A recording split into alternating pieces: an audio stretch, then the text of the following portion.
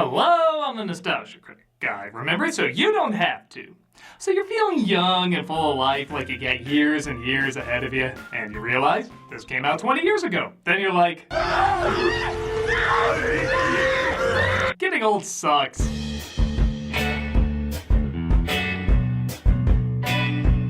Released back in June of 2002, Lilo and Stitch was following a line of animated Disney movies that were not pulling in the numbers they wanted.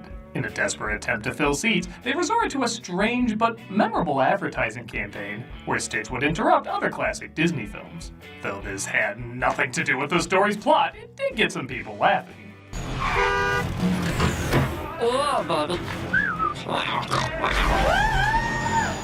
I have questions about Jasmine.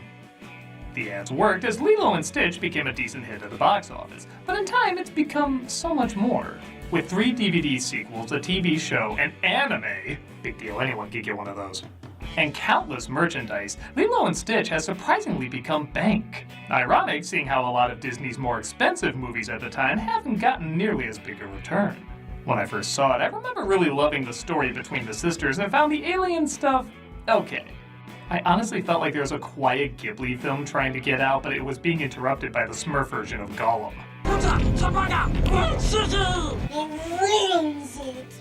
But something happened over the years. They grew on me.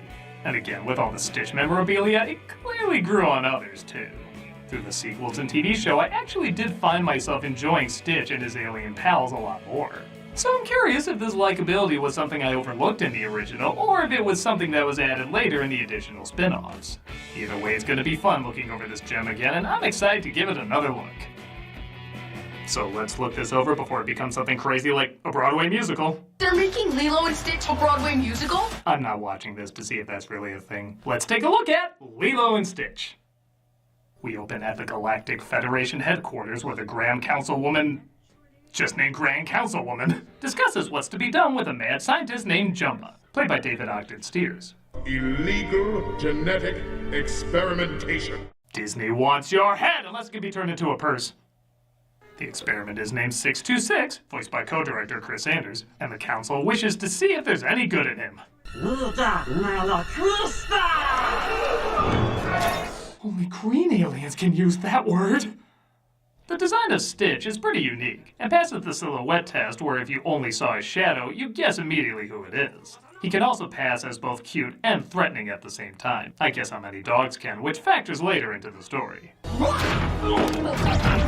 They try to banish him to an asteroid, but he escapes and steals a ship.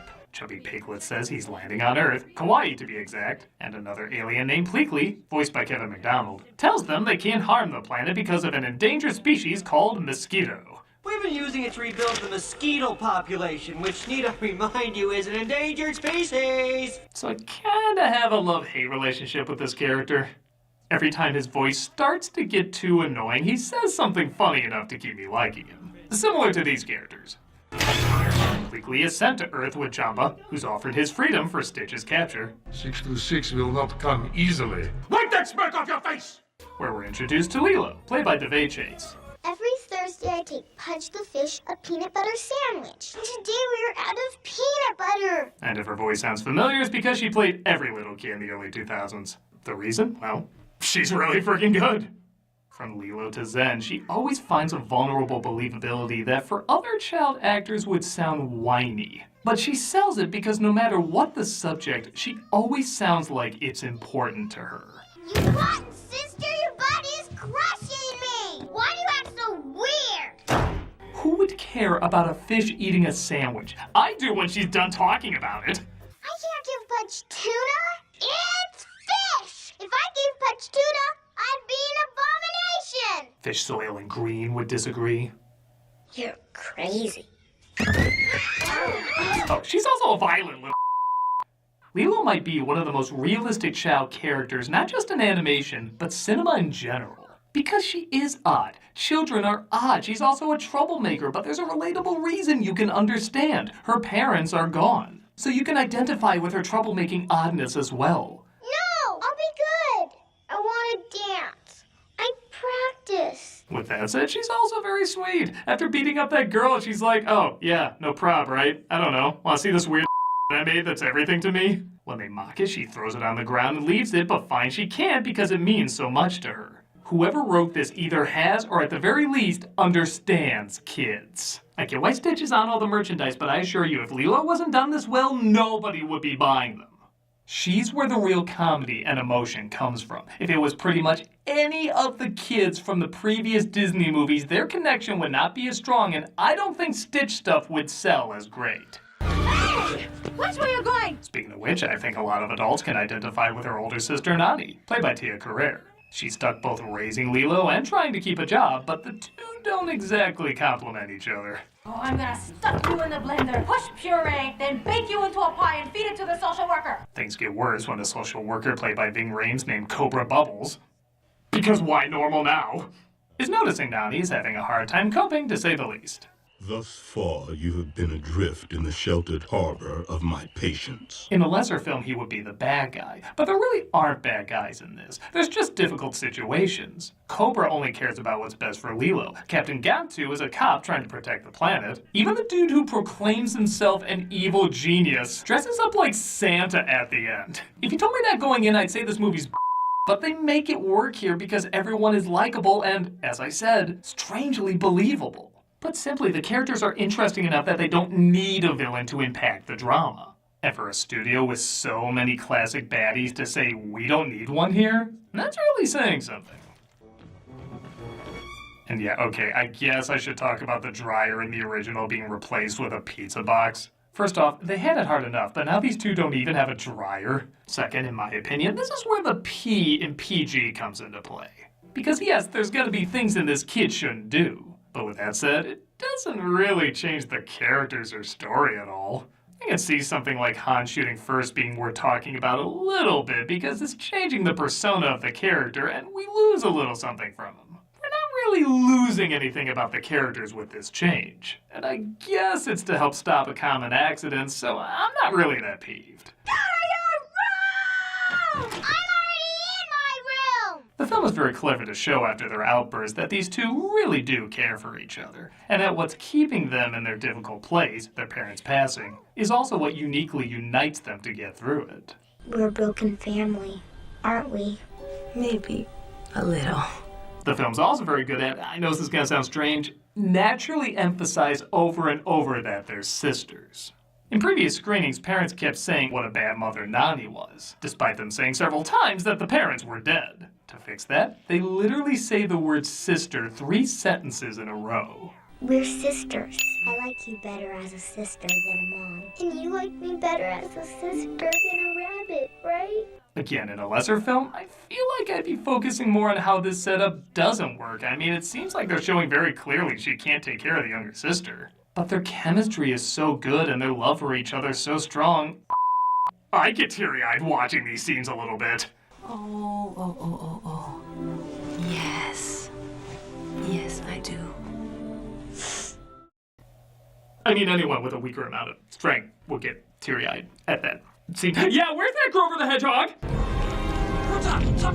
Just as Lilo prays for a friend, Stitch crash lands and gets knocked out, resulting in the locals confusing him for a dog. You're all mine. Aliens are growing on me, if for any other reason, the wanton destruction. I love that Jumbo would destroy his creation just as quickly as he made it, and even the alien's first reaction to him landing is gas the planet. We have to gas the planet. How are there this many alien species left if that's always their first solution? Stitch catches on and disguises himself as a dog, pretty much using Lilo as a human shield without her even knowing it. Yeah, there's some sick meanness that's winning me over. This is low even for you! After passing the Mulan walk. I want that Mulan McNugget sauce, Morty! Please, that's so 2017. And 1998 somehow.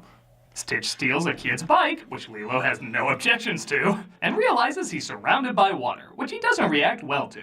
Quick side note, if these backgrounds look different from other Disney films, it's because they're watercolor, reflecting Hawaii's tropical landscapes. It's not done often, but they use it in most Lilo and Stitch spin-offs, including the TV show. And I'm sorry, the cruel editor in me has to see if this will look as funny as I think it will if I cut it shorter.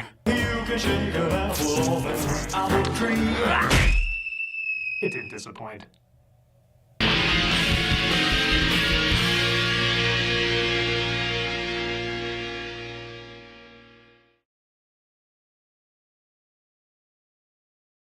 See Doug play Jedi Fallen Order Fridays on Twitch. Hope to see you there.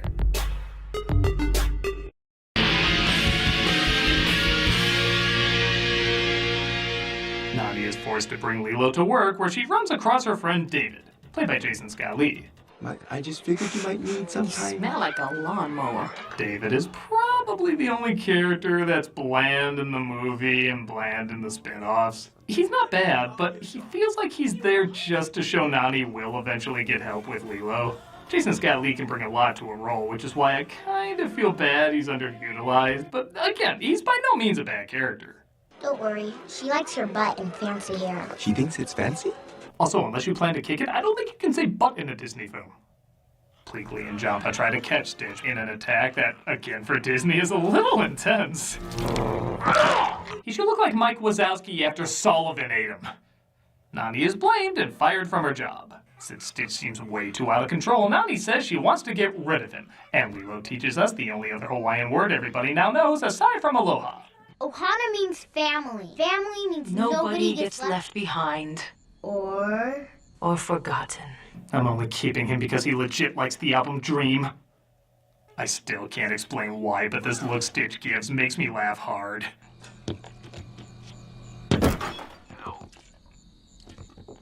It's a look that says, I don't know what you saw, but you didn't see it. Stitch discovers with nothing to destroy, he has no purpose, so he tries to find some by reading bedtime stories like The Ugly Duckling. And yeah, I think it's pretty cool these designs are a callback to Disney's Oscar-winning short. then the ugly duckling is happy because he knows where he belongs. Okay, the Iron Giant has Superman, I have Ugly Duckling. I guess we're both ripping off ET anyhow. Yeah, that does bring up a good point. Despite the story having a ton of tropes that have been done to death, this still somehow does feel fresh and new. Both Chris Sanders and co-director Dean DeBlois have specialized in taking stories that you've heard a million times and breathe new life into them, almost making you feel like you're hearing them for the first time. I think a lot of that is the uniqueness of the characters and their quick relatability. These protagonists are completely different, these antagonists are completely different, and these supernatural characters are completely different. So it feels like an entirely new journey. We've been having a bad day. While trying to find a new job, they run into David, who decides to take them surfing. Stitch finds his fear of water fades the more he sticks around them. There's no place I'd be. While a lot of people associate this film's soundtrack with Elvis, I dig how there's more traditional Hawaiian-style songs that make their way into this too. In fact, this film is praised quite a bit for how accurately they portray Hawaiian, particularly Kauai lifestyle. Though, I'm sorry, that's not a shave ice. Now that's a shave ice.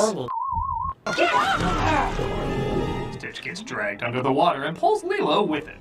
They survive, but Cobra sees the whole thing and decides to put Lilo in a different home. Cobra! Again though, I love how he's not being an about it. He legit just wants what's best for her. I know you're trying, Nani, but you need to think about what's best for Lilo. No, didn't you see? She climbed into a pizza box, not a dryer! You know, I really believed they had a chance. Then you came along. Yeah, before Stitch showed up.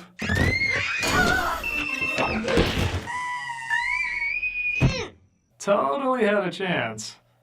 This leads to a pretty emotional moment where Nani sings to Lilo Aloha Oi. Again, in lesser hands, this could be botched so easily. Honestly, just saying that out loud, she sings Aloha Oi rather than say what's going on, actually sounds comical. But Tia Carrere's acting, some great animation, and refreshingly no music in the background can easily get you pretty choked up. Until we meet again. Where's the bite-sized gonzo? Lost. Oh, come on, that's even worse! Pleakley and Jamba are taking too long, so they're fired, which means Jamba can finally take Stitch his way. Hiding behind your little friend won't work anymore.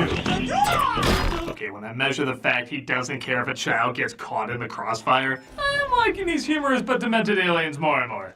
With that said, I do think the climax of the film is a little underwhelming. I think they focused so much on the comedic and dramatic expressions that when it came to the action and slapstick, it's not super funny or exciting to watch. But just remember, it's your birthday. Happy birthday. Merry Christmas. It's not Christmas. Happy Hanukkah. Don't get me wrong, there's one or two good laughs. Oh good, my dog found the chainsaw. Should be the last line of every Beethoven movie. But for the most part, it just needed to be faster and a bit more creative. Now, to the film's credit, there was a major change that had to be made. The original climax had Jumba and Pleakley teaming up with Nandi and hijacking a plane to go after Lilo, who was accidentally taken by Captain Gantu. After 9/11 happened, though, the directors called up Disney and said, "Don't worry, we're changing it." Seeing the original with a plane flying through the city, crashing into buildings, yeah, this was probably a good change. With that said, seeing a spaceship just chase another spaceship isn't anything a lot of animation audiences haven't seen already. But again, with the time they had, it's not a bad workaround. Stitch gets Lilo out the Dr. Mario pill, but is ultimately captured in the end. They start to see, though, that he's not as dangerous as he has indeed grown a heart. This is my family. And they decide to let him go. It also helps that Cobra knows about the aliens and even made up the mosquito story to keep Earth safe. CIA? Convinced an alien race that mosquitoes were an endangered species. Why did you recognize Stitch as an alien right away? Oh god, not another Bobbleheads movie! Oh.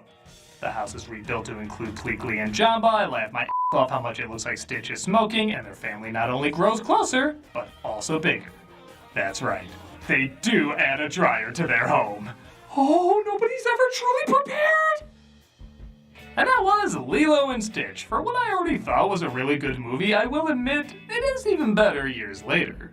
Where several Disney films have a little bit of a dated feel in the early 2000s, this one still remains pretty timeless. Even the aliens, who I thought were only okay originally, are a little better when you compare how much mean-spirited violence is usually in their subtext. Granted, they're not as good as what they do with them later. I personally think they're much funnier in the show and spin-off movies, but it's not really about them as much as it is the title characters. Both Lilo and Stitch bring a solid amount of heart and comedy that's hard not to be charmed by. Even though this is an all-too-familiar story, hiding aliens, losing parents, the meaning of family, and so forth, it really is the uniqueness of the main characters and the delicate care of the filmmakers that makes it feel brand new. It's hard to believe people have been enjoying this for 20 years, but I know there's even more enjoyment coming up in the near and far future.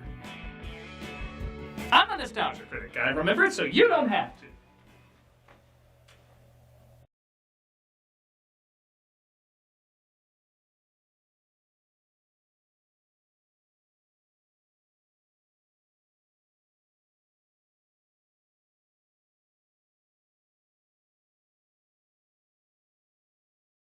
Six to six will not come easily.